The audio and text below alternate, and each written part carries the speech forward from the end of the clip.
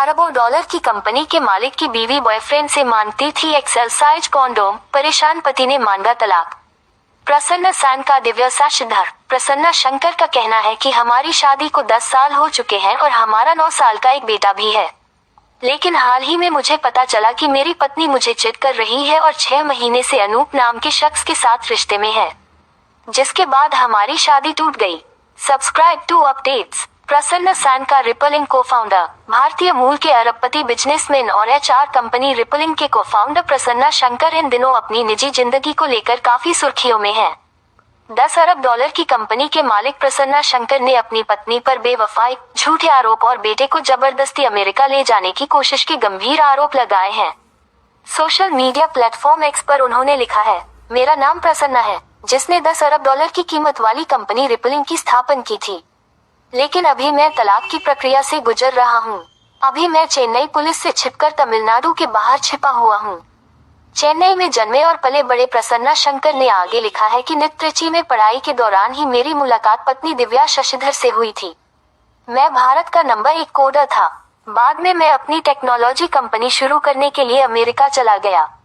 हम दोनों की शादी को 10 साल हो चुके हैं और हमारा 9 साल का एक बेटा भी है। लेकिन हाल ही में मुझे पता चला कि मेरी पत्नी मुझे चिट कर रही है और 6 महीने से अनूप नाम के शख्स के साथ रिश्ते में है, जिसके बाद हमारी शादी टूट गई। प्रसन्ना ने आगे बताया है कि उन्हें इस अफेयर के बारे में अनूप कुट्टीसनकरन की पत्नी से पता चला।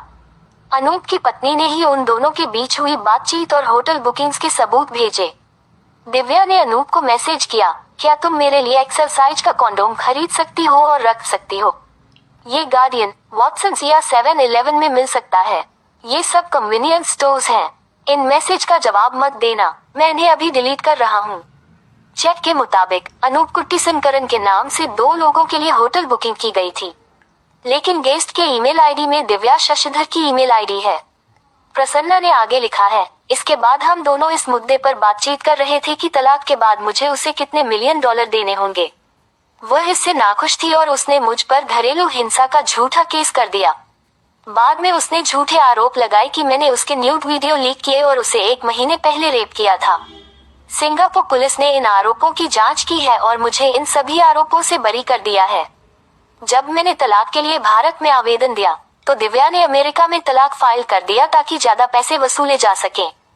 प्रसन्ना ने दावा किया कि इसके बाद उनकी पत्नी ने उनके 9 साल के बेटे को अमेरिका ले जाने की कोशिश की थी, जिससे तलाक केस में उसे मदद मिले, जिसके खिलाफ मैंने अमेरिकी अदालत में अंतर्राष्ट्रीय बाल अपहरण का केस किया। इस मामले में कोर्ट ने मेरे पक्ष में फैसला सुनाया और बेटे को लौटाने का आदेश दिया। इसके बाद हम दोनों के बीच सहमति बनी कि मैं उसे 9 करोड़ रुपए और हर महीने 4.3 लाख रुपए गुजारा भत्ता दूंगा। इस समझौते में इसकी भी सहमति बनी थी कि वे बेटे की कस्टडी 50/50 शेयर करेंगे। समझौते के तहत बेटे का पासपोर्ट एक कॉमन लॉकर में रखा जाना था ताकि दिव्या उसे फिर से अमेरिका न ले जा सके। लेकिन दिव्या ने इस शर्त को मानने से इनकार कर दिया और फिर से अमेरिका जाकर तलाक फाइल करने की धमकी दी।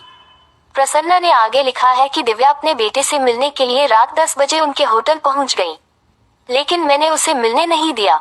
इसके बाद उसने पुलिस को बुलाया और मेरे खिलाफ बेटे के किडनैपिंग का केस दर्ज करा दिया। रात में पुलिस ने मेरे होटल के कमरे का दरवाजा खटखटाया, लेकिन मैं अपने बेटे के साथ भागने में सफल रहा। कहानी अभी बाकी है।